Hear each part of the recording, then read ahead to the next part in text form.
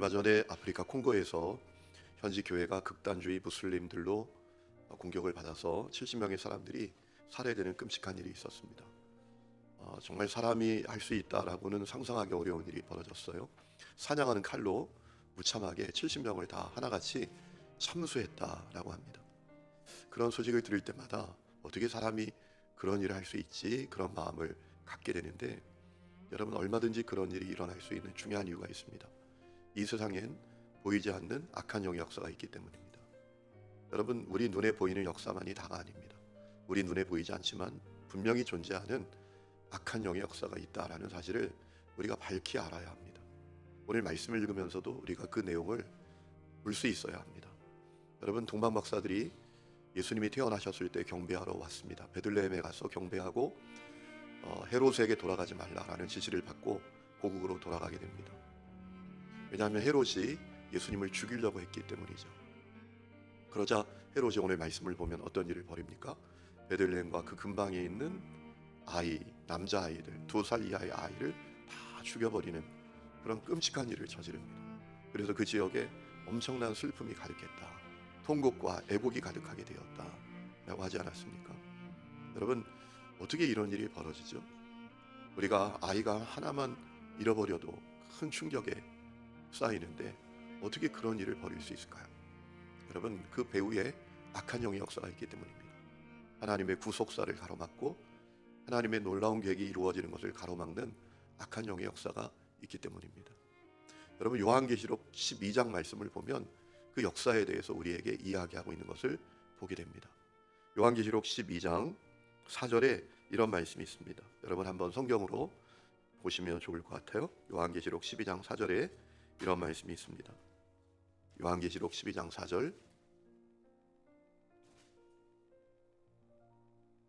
요한계시록 12장은 전적으로 타락한 인간을 구원하시는 하나님의 역사가 어떻게 이루어지는지를 알려주시는 말씀인데, 그것을 상징적으로 알려주시는 말씀인데, 4절에 이런 말씀이 있습니다. 용이 해산하려는 여자 앞에서 그가 해산하면 그 아이를 삼키고자 하더니 여자가 아들을 낳으니 이는 장차 철창으로 만국을 다스릴 남자라라고 했습니다. 여러분, 계시록에서 용은 무엇을 말하죠? 사단을 말합니다. 악한 영을 말합니다. 자, 사단이 해산하려고 하는 여자, 누구를 가리킬까요? 누구를 상징하는 걸까요? 마리아를 상징합니다. 마리아가 아이를 낳으면 삼키고자 했다라고 했어요. 죽이려고 했다라는 겁니다. 그럼 예수님이 누구십니까? 그리스도이십니다. 그분으로 말미암아 전적으로 타락한 모든 사람들이 구원의 복을 받는 역사가 이루어지는 것입니다. 여러분, 그 역사를 가로막기 위해서 이 사단이, 악한 영이 예수님을 죽이려고 했다라는 겁니다. 그런데 여러분, 어떻게 됐죠? 죽이지 못합니다. 가로막지 못했습니다. 그래서 여자가 아들을 낳으니 그분은 누구냐? 장차 철창으로 만국을 다스릴 자다라고 했어요. 하늘과 땅의 권세를 가지신 예수님이시다라는 겁니다. 여러분, 요한계시록이 분명히 헤롯이 벌일 일을 이야기하고 있어요. 여러분, 이 헤롯은 악한 영의 도구가 되었던 것입니다. 그래서 하나님의 구속사를 가로막기 위해서 엄청난 일을 벌였다라는 것이지요. 여러분, 오늘 말씀을 통해서 우리는 중요한 사실을 깨닫게 됩니다. 이 세상엔 눈에 보이는 역사만이 아니라 눈에 보이지 않는 악한 영의 역사가 있다라는 사실이에요. 그것을 분별하는 영적인 시각이 우리에게 있어야 한다라는 것입니다. 그럼 그 눈이 여러분에게 열릴 수 있기를 축원합니다. 그리고 승리하시기를 축복합니다. 어떻게 승리해야 합니까? 우리가 영적인 무장을 해야 합니다. 여러분, 에베소 6장 12절 말씀을 보면 우리의 씨름은 혈과 육을 상대하는 것이 아니라 통치자들과 권세들과 이 어두움의 세상 주관자들과 하늘에 있는 악의 영들을 상대함이라 라고 했습니다. 그러므로 영적으로 깨어 있어야 합니다.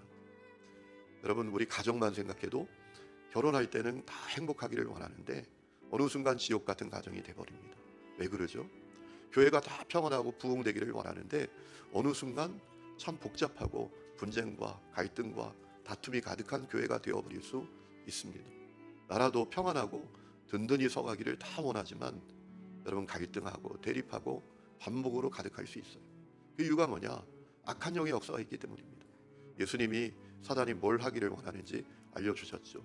사람들이 죄짓고 사람들에게 하나님께서 주신 복을 도둑질하고 죽이고 멸망시키는 것이다. 나는 양으로 생명을 얻게 하지만 악한 영은 그렇게 한다라고 했습니다. 그렇기 때문에 우리가 영적인 시각을 분명히 열고 깨어 있어야 합니다. 영적인 무장을 해야 합니다. 여러분, 에베소 6장 11절에 말씀하셨어요. 마귀의 관계를 능히 대적하기 위하여. 여러분, 영적인 눈이 열리는 것만으로 안 됩니다. 관계가 있어요. 관계를 파악했어요. 그것만으로 끝나는 게 아닙니다. 그것을 대적하기 위하여 하나님의 전신갑주를 입으라. 영적으로 무장하라 라고 했습니다. 그래서 진리의 띠를 띠고 의의 호신경을 붙이고 복음의 신을 신고 믿음의 방패를 가지고 구원의 투구를 가지고 말씀의 검 가지고 그리고 모든 것을 기도와 간구로 해야 한다라고 했습니다. 여러분, 영적인 눈이 열리고 영적인 무장이 되는 여러분들이 되시기를 축원합니다. 영적인 눈이 열려야 영적으로 반응하게 됩니다. 여러분, 가끔 교회에서 참 안 해야 될 말을 그냥 툭 던져서 사람들을 무너뜨리는 분들이 있습니다. 또 정말 자기만의 어떤 생각과 고집으로 공동체를 어렵게 하는 경우들이 있어요. 네. 얼마 전에 어떤 분이 지나가면서 그러는 거예요.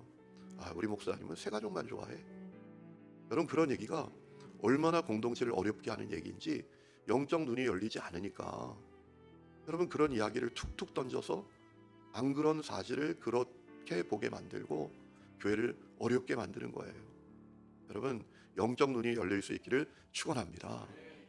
눈이 열려야 합니다. 그리고 무장해야 합니다. 그래야 승리하는 겁니다. 여러분, 영적으로 우리가 깨어 있어야 합니다.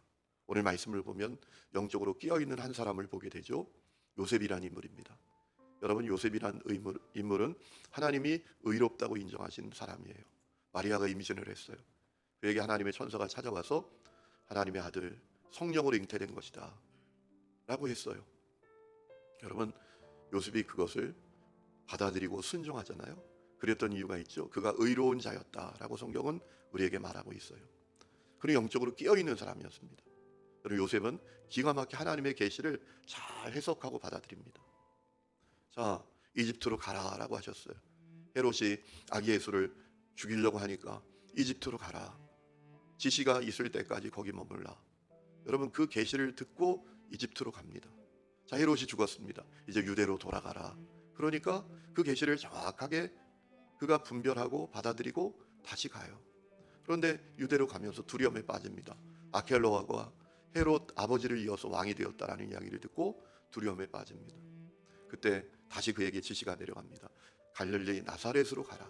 그러니까 또 정확하게 그 계시를 받고 그가 나사렛으로 가게 됩니다. 여러분, 이것이 쉬워 보여도 절대로 쉽지 않습니다. 주님이 계시를 주셔도 이상한 꿈이야. 이상한 꿈을 꿨어. 이렇게 반응할 수 있다라는 거예요. 요셉은 영적으로 깨어있는 사람이었습니다. 하나님의 계시를 정확하게 받을 수 있는 사람이었어요. 그리고 오늘도 우리가 그런 사람들이 되어야 할 줄로 믿습니다. 여러분, 그렇다고 맨날 꿈만 꾸라는 얘기가 아닙니다. 여러분, 우리에게는 이 요셉의 꿈에 나타난 계시와 비교할 수 없는 특별한 계시가 있습니다. 이 하나님의 말씀이에요. 이 말씀은 특별한 계시입니다. 그러므로 우리가 말씀의 사람이 되어야 합니다. 말씀 붙들고 있으면 우리가 영적인 분별력도 가질 수 있고 또 무장이 되는 겁니다. 이거 하나님의 말씀 앞에 온전하게 반응하는 게 아니지. 내가 이 사람을 대하는데 이거 하나님의 뜻하고 완전히 다른 거지. 이런 분별력이 생깁니다. 여러분, 그때 분별력도 생기고 승리하게 되는 겁니다. 영적으로 깨어 있어야 합니다. 그래야 승리하는 것입니다. 그 은혜가 여러분에게 있기를 주의 이름으로 축원합니다.